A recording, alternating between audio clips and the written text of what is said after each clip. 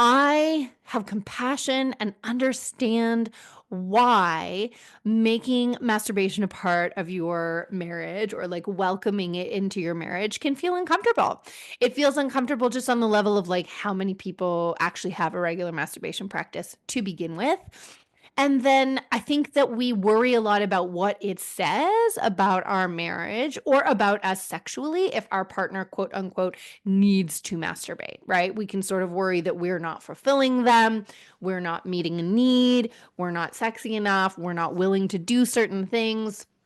So we can make it mean something about us and about our relationship.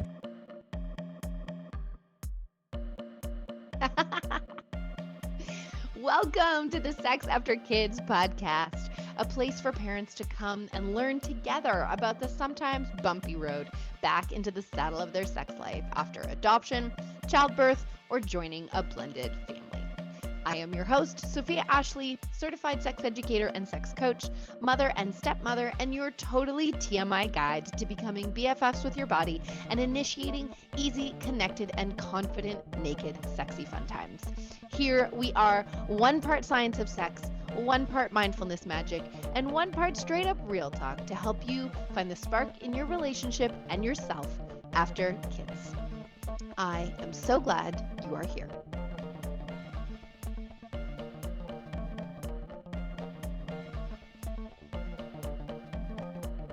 Hello, my friends. Welcome back to the Sex After Kids podcast.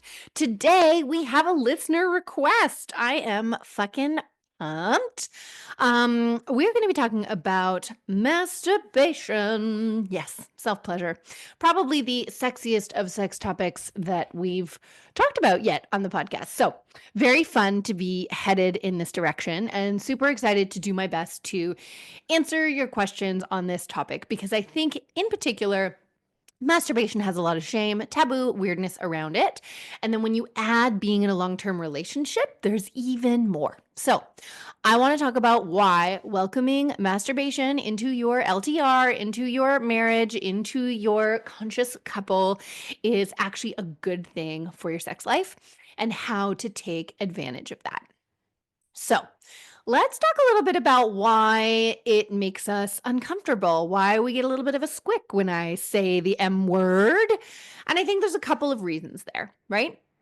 So when we talk about people with vaginas and women, that word is loaded in a different way, right? So if you rewind back to your teenage years, generally speaking, culturally, even though we're weird about sex, we tend to be comfortable with the idea of young men touching their bodies or penis owners touching their bodies, and uncomfortable with the idea of women or vagina owners touching and exploring their bodies. And that has a lot to do with who's allowed pleasure and who's allowed to be sexual and whose sexuality matters. But already from the get-go, there's sort of uneven or unequal relationship with connecting to our body and connecting to our body in a sexual way. And I think even back to like toddler years where it's not sexual at that stage, and just people with penises, that part of your body is like out there. It's this little appendage. It's available for you to touch and tickle and play with and get curious about. It's this thing between your legs that's like very present for you in a way that vaginas and vulvas are not. And I often used to joke that for a woman or a vagina owner to like get to know her body, it takes contortionist level abilities to get yourself in some weird kind of position with an army of mirrors and an army of lights just to even be able to see the exterior part of your anatomy and explore what it does for you and what it looks like and how it shifts as it's going through the arousal stages. Because just like a penis, your vulva will shift color and it will grow and change and shape shift as the arousal journey is happening. So some of us from the get-go have a lot of discomfort around touching that part of our body, regardless of the gender we have. There's also all kinds of stereotypes, right? You're going to get hairy hands, your hands are going to fall off, like all kinds of evil and terrible things. were going to happen if you touched this part of your body. So there's shame and taboo around this anyways. And that can play a part in our relationship. So that's one of the reasons that we tend to not welcome it in is a lot of people, and I'd say in particular, a lot of the women that I work with do not have any kind of masturbation practice, almost actively avoid it, or rarely, if ever, masturbate. And that's a huge disservice to your body. And we'll talk a little bit about why and your sexuality as we get into this. As we evolve into like being in a long-term relationship, there's an extra layer of taboo here. And that comes from largely, I would say, insecurity that we have about sexuality and what it means to be sexual and what it means to deal with our or manage our sexual urges. And so some of us might have the perspective that it's cheating, or it feels like cheating, or it feels like a betrayal because it's like, why are you interested in touching your own body, but maybe you're not interested in touching mine? So that can be at play. Let's say if we have a lower libido partner who's happy to masturbate right now, but not happy to engage with you sexually, that can feel frustrating and challenging. Or there can just be a curiosity there or a disappointment there about why that person's happy to engage with themselves, but not with us, right? Um, Also, I think the fear of like cheating can be at play since for many of us, masturbation involves fantasy. So, am I in my partner's masturbation fantasies? Or is someone else in my partner's masturbation fantasies? Or is porn a big part of my partner's masturbation practice?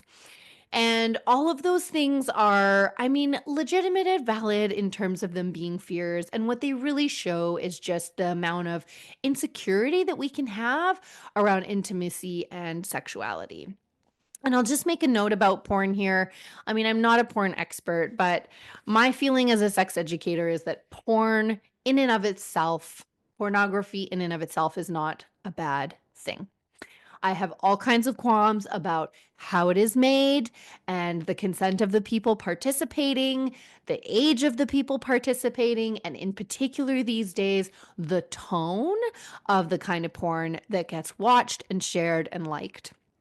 So when we're talking about violent things and illegal things, and a lot of degradation and disrespect towards women, like this is not pornography that really serves anyone. Pornography that shows a wide variety of bodies, that shows, I mean, the Kama Sutra would be considered porn, right? But when we're talking about positions and different ways of exploring each other's bodies, I have a lovely book of sex positions that's like hand drawn charcoal images. And it's normalizing for me to look at that and see old bodies and young bodies and fit bodies and bigger bodies. Um, there's a lot of pornography that I hope to expose you all to that is educational and like legitimately educational when we're talking about different moves to use on your partner's body. And so there's nude demonstrations of this, and that's very different than the type of porn that we're watching. Porn, it has become very problematic, and many men's relationship, especially these days, having grown up in the digital age, has been problematic with pornography from a young age.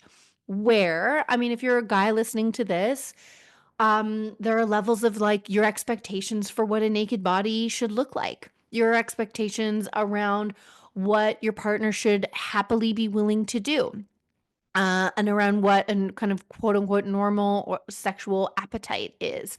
And so, absolutely, I think that our partners using pornography on a casual basis to support them to get to completion and sit in some version of fantasy is one thing. And if your partner is masturbating all of the time and has a better relationship with their pornography than they do with you, then this is problematic usage of pornography. This is pornography that is disconnecting you rather than connecting you. So we could talk about this for a whole other episode. I just think it's worth mentioning in the context of masturbation, largely because, and I'm going to make a bit of a sweeping generalization here, but I think a lot of men in particular come to put masturbation and pornography together in the sense that they don't masturbate without pornography. Pornography of some kind is always involved. And that does not need to be the case. And in fact, I encourage people to separate that. And we're going to talk a little bit about why that is and what some of the benefits are that are. So, all of that to say, I have compassion and understand why making masturbation a part of your marriage or like welcoming it into your marriage can feel uncomfortable. It feels uncomfortable just on the level of like how many people actually have a regular masturbation practice to begin with. And then I think that we worry a lot about what it says about our marriage or about us sexually if our partner, quote unquote, needs to masturbate, right? We can sort of worry that we're not fulfilling them, we're not meeting a need, we're not sexy enough, we're not willing to do certain things. So we can make it mean something about us and about our relationship if people have to masturbate. And I think the point of this episode and what I'd like you to reframe instead is that masturbation is a normal, healthy part of humans' sexual expression. It is fundamental to you learning what works for your body. And as your body's shifting and evolving after kids, through menopause, perimenopause, after a big accident, whatever, you need to reacquaint and acquaint yourself again and acquaint yourself again with that part of your body. Hence the Happy Vagina Project, okay? And we could talk about the Happy Penis Project too. As you're getting older and your penis is getting softer and less excited about getting erect, masturbation is a tool and an opportunity for you to be in deep connection with your own body and your own pleasure so that you have the words to describe what you desire and what you need to your partner. And we can't have great sex without the words to describe what we want and what we need to our partner. Okay. What's the last piece? So I want us to welcome it in because it's normal and it's healthy. I want us to welcome it in because it's how we learn. The third reason I want us to welcome it in is because depending on the stage that we're at in our relationship, it's a wonderful tool for people to meet their need for sexual urges without putting that on their partner, right? So it's a wonderful tool to be able to take care of yourself in more ways than one without needing that from your partner, potentially in a phase where they are unable or unwilling to offer that, but you don't, you're not ready to end the relationship. And so I think of a perfect example is like those first couple years postpartum where we're like in the haze and things are super hard. If our partner is just flat out unable or their body's not in a space of being able to have sex on a regular basis or at a frequency that works for us, then a masturbation practice can be an outlet for that, right? Or I think of times that my partner and I, we've had an evening where like I'm willing to go about 3/4 of the way and like intercourse is just not on the table for me. In the meantime, he's gotten super worked up. And so he's allowed to just go finish and take care of himself and have a lovely time. And there doesn't have to be shame or negativity or dirtiness around him going and doing that, right? I think the last piece here is that masturbation is a prime opportunity for us to practice some of the skills that we need to become a better lover. And so, whether it's a regular part of our practice, no matter how much we're having sex with our partner, or whether it's something we're deliberately engaging in because we aren't having a lot of sex with our partner right now, this is an opportunity for you. And guys in particular, I'm looking at you, but also women who are struggling with low libido. Guys, like this is the perfect opportunity for you to shift. Like how you masturbate can change your relationship to pleasure, your relationship to giving and receiving, your relationship to the erotic and being patient with eroticism.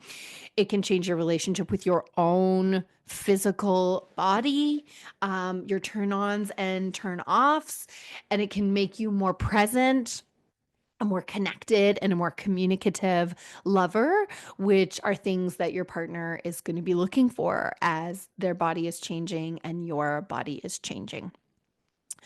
So, I hope that's offered you a bit of a reframe. Okay. So, not only is it just a normal baseline thing that we can take the stigma out of, but there are some serious benefits to encouraging ourselves and our partners to have a regular masturbation practice or to just do it on a frequency that works for them. And let's talk about how we can make masturbation or self pleasure work for us. What is to be gained from masturbating, and how do we masturbate in a way that gets us something out of it, right? And I think when I first got started on this journey of the Happy Vagina Project, I always used to joke to women in particular, but I'm going to say this to guys too.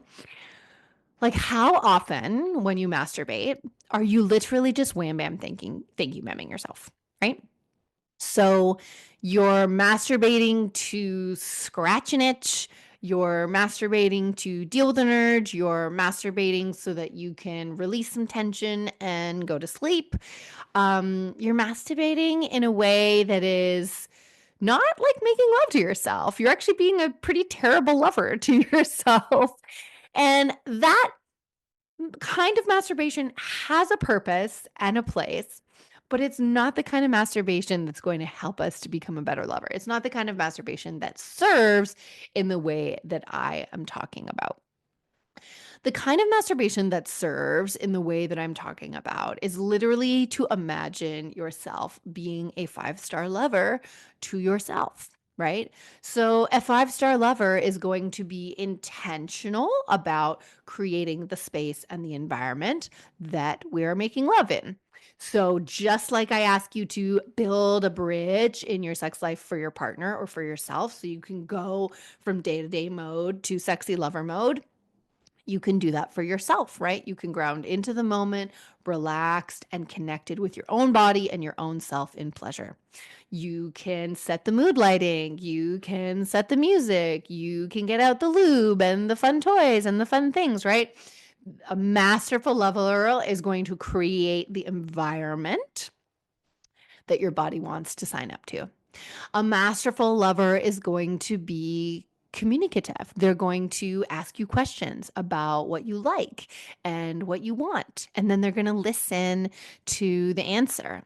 They're going to be playful with you. They're going to try things and ask you how it feels and get your feedback and do what feels good and stop doing what doesn't.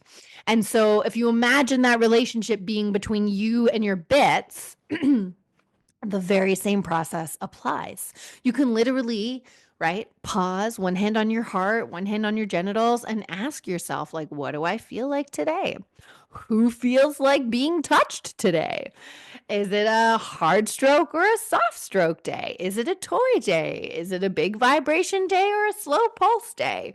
Is it an internal day or just a clitoral day? You can literally ask the question and wait for your body to just whisper in the back of your mind, this is what we are kind of looking for today. A masterful lover is also going to like hold you through whatever emotional journey arises for you in that process.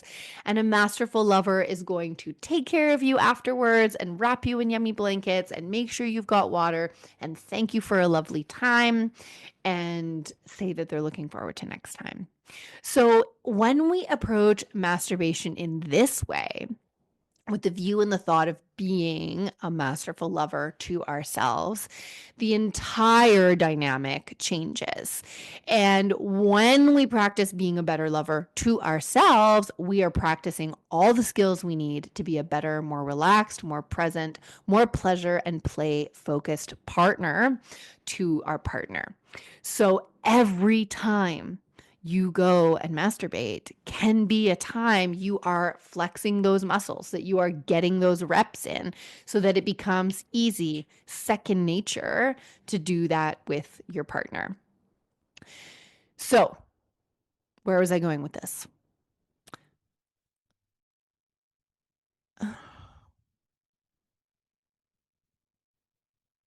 Yeah. So welcoming this brand and flavor of masturbation into your marriage can be game changer, right? And the benefits here are: one, we start to get to know our body and what's working for us right now.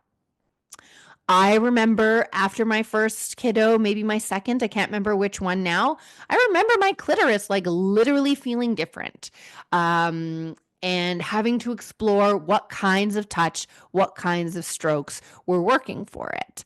I have definitely noticed through my masturbation process and with my partner that I'm more sensitive during my luteal phase. If I'm using toys and they're internal during my luteal phase, things are a little bit more tender.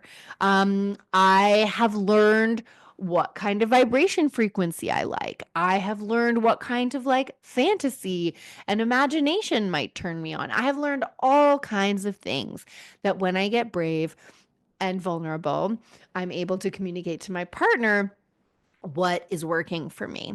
And that ultimately is going to get me more pleasure, right? So, first things first, we get to know our body better. And this can be for both guys and girls, for penises and vagina owners, right? And if you've got books or if you're using educational videos, right? Like part of the Sex After Kids Summit that we did a couple weeks ago was there was an amazing presenter called Libby Shepherd. She has a fantastic course all about like sensual genital touch. And so in the Sex After Kids Summit, she just shared 3 different penis and vulva touch techniques. None of them I had ever known before. We tried them all. They are so lovely. They are now part of the repertoire, and she has an online course. You get a discount if you get a Sex After Kids pass. I think it's like 60% off, but she's got a course with like 40 moves, 40 gestures, 40 techniques for both penises and vaginas. So, if I was too nervous or scared to explore that with my partner, I could buy a course like that and explore those moves on my own body, whichever ones I could actually physically do on my own body, to find out what I liked, which would give me then the courage to say, hey, I did this course and these are 3 moves that I tried and they really worked for me. Can I show you how to do them? And can we see how it feels when you do them, right? And that can go for any person's body, right? So you can use your masturbation time as an opportunity to try out a couple techniques from that book that you watch, try out a couple techniques from that YouTube video. You could buy a Sex After Kids couples VIP pass. They're just 47 bucks. I'll make sure to put the link below, and have 20 videos you could watch solo or with your partner to learn some new techniques and strategies and try them. I guess the other thing to say here is like, if we're getting more comfortable with masturbation, this can be a lower risk or less vulnerable place to try some of these things. And as we get more confident with them in our masturbation practice, we can bring them into our couple practice, right? So, getting to know your body first and foremost, amazing. We can't do that without masturbation, really. And it's less risky to do that while masturbating than doing it while we're with our partner. Mastery of certain skills and giving yourselves a playground for experimenting with different skills and techniques, also amazing. Okay. And then the third piece is if we ditch the pornography, and if we ditch the internal fantasy reel, I'm as guilty as anybody for like, you've got those 3 or 4 like reels in your brain that you go to when it's time to like rub one out. So I encourage you, next time you have an opportunity to masturbate, one of the things that you can use this time to learn is how to get out of your head and into your body during your experience of pleasure. And this does a couple things. So for some of us, we get very stuck in our heads, which means we just limit the amount of pleasure we can experience. For guys, like we can be stuck in our heads because we're trying so hard not to orgasm too early. which is disconnecting us from our sense of pleasure, right? Because we're having so much focus. And it also means that, a big part of having the best kinds of orgasm, having the best kinds of sexual experience is being able to expand your body's capacity to be comfortable with that kind of pleasure in it. And an example of this would just be like in my 20s when I was struggling with orgasm, I used to describe it as like too much goodness. So I'd be riding the peak and then my body was like feeling unsafe with the amount of pleasure that was happening, freaking out and shutting down. So having a self-pleasure practice where we drop the porn and we drop the fantasy and we drop into how do my fingers feel on my body? Can I use this as a mindfulness practice to focus my attention on how my hands feel on my body? We can support ourselves to kind of experiment with what pleasure feels good, what emotions are rising, and where expand our capacity to experience that pleasure. Okay. A lot of this has to do with the tantric self-pleasure practices that I teach. And if you're ever interested in learning how to get out of your head and into your body, how to expand your capacity for pleasure, and how to deal with sexual blocks, then masturbation practices that are mindful like this are the way to dish that sexual shame, dish that sexual programming, unleash and undo some of those things that are stuck in the body so that we can experience more pleasure. And I'll do a whole other episode on somatic sexual healing and how that all works. But essentially, your masturbation practice is an amazing opportunity to rewire your brain on sex and open up way more expansive possibilities. I think a couple last things that I'll say here is in particular for guys as your body is changing. If premature ejaculation or erectile dysfunction are something that you struggle with, you want to last longer in bed, you want to have a more confident erection, then your masturbation practice is 100% something that you need to foster. But again, this is not about rubbing one out. This is about developing a relationship with your penis where you can understand how it works, understand what it needs, and give it more support and encouragement, and learn how to have that ejaculation control. And the more you practice that on your own, when there's less pressure, because you're not performing for anyone but yourself, then you're going to be able to take that back into the bedroom. So this is another example about how masturbation is your personal playground to work through some of this stuff so that you can be a better lover with your partner. And the last thing I'm going to say here, and this is something that's like totally underrated, is we often neglect to talk about the benefits of mutual masturbation. And mutual masturbation just means we are masturbating together. So I am not touching your body, you are not touching my body, but we are together in the room touching our own bodies, enjoying ourselves. And I think this is something that gets really uncomfortable for people because it's quite vulnerable. And a lot of us feel uncomfortable even touching ourselves while we're having intercourse with our partner. And there's a lot of benefit here, especially if we're wanting to please each other sexually, but we're feeling totally touched out. And so we don't want another person touching our body, but we do want to be sexual with them somehow. It can be really fun. It can be really eye-opening and teach us a lot about our partner and how they touch themselves and how they explore their body. And it offers an alternative when intercourse is too painful because we're going through body changes or we just had babes. It's just a way of expanding the sexual play repertoire beyond intercourse. So I highly, highly, highly recommend giving it a shot and seeing how it goes. All right. I have rambled quite a bit today. So let's recap, which is that the taboo around masturbation, I think, is contributing to the death of your sexual relationship if your sexual relationship is struggling. Masturbation, when done in an intentional way, right? Just like sex, when done in an intentional way, when we get past just rubbing one out in order to go to sleep and we actually practice being a better lover to ourselves, helps us to learn what we like and don't like so we can be more confident communicators in the bedroom, helps us to practice the skills of listening, communicating, being present, staying relaxed with our pleasure, lasting longer, trying new moves, all of those things which are going to make us a better lover when we're playing with our partner. For those of you struggling with low libido, masturbating on the regular in this kind of intentional way can support you to foster your inner fire again and be in relationship with it again, which is going to support you to want sex more often.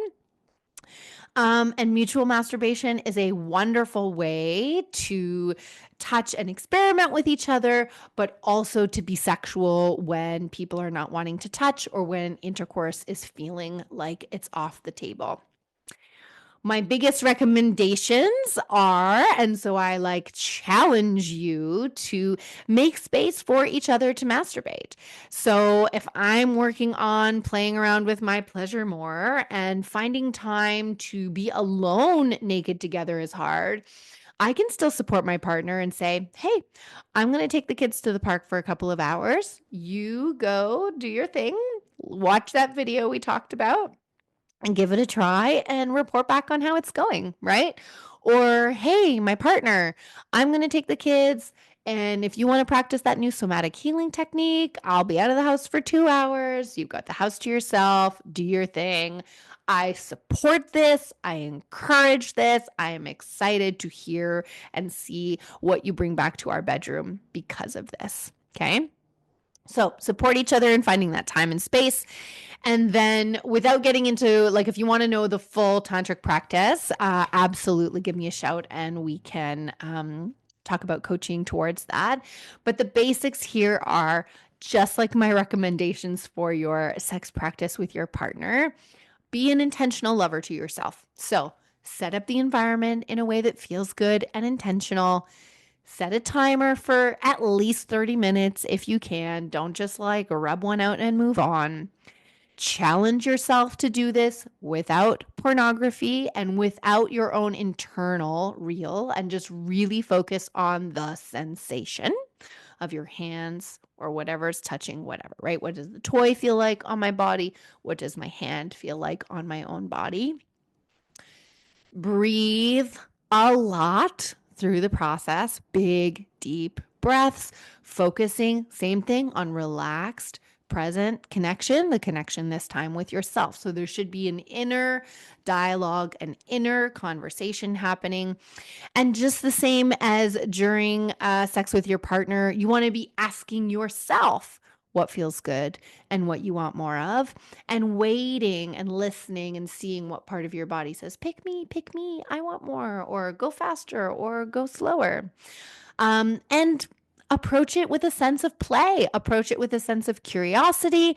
What can I observe today? So instead of doing your standard old fare, maybe you want to get a subscription to something called OMG Yes, which again, I'll link to the bottom below, where you experiment different actual clitoral stimulation techniques. Or maybe you read a book and it talks about stimulating the frenulum and the penis, and you try different grips, different speeds, different tantric and somatic touch practices to just explore the repertoire that your body could enjoy.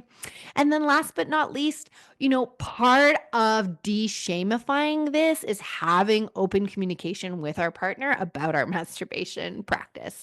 And I don't necessarily mean oversharing in a way that your partner doesn't want to hear, but Maybe the next time you're having sex, you're like, hey, yeah, I watched this YouTube video that talked about a couple new tools that we could try. I tried them out last time I masturbated. These two things felt really exciting for me, and I'm wondering if maybe we can try them. So we normalize, like we destigmatize our masturbation practice, especially if we decide to cultivate it as a learning space where we then talk about the things that we're learning with our partner, right? We want to always be learning in that growth mindset mode and sharing with our partner.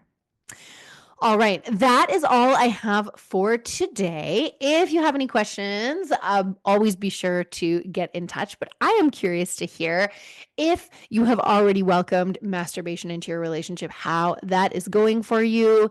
And if you haven't, what are you feeling terrified about? And how can I support you to masturbate intentionally as a great lover to yourself sometime this week?